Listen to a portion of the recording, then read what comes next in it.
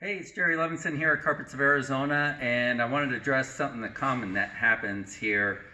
We get people come in all the time with a carpet that matches something they did a couple of bedrooms, and they want to match the rest of that carpet.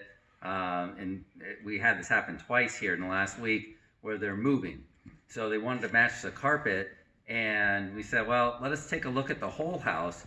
They found this carpet at Costco for $5 a foot, and it's not very good carpet. It's very thin. It's a 25-foot carpet, 25-ounce carpet, so it's not very good quality.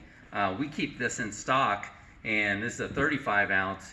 I told them, let me measure the whole house and see what it would cost to do the whole house versus just doing whatever needs to be done left with that other carpet, and it was actually $2,000 less.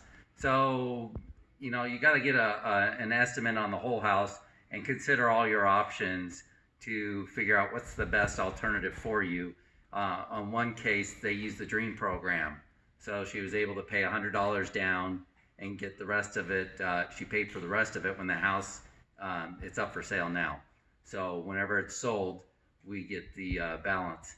The other person just paid cash out of pocket. So got a lot of great options for you here at Carpets of Arizona.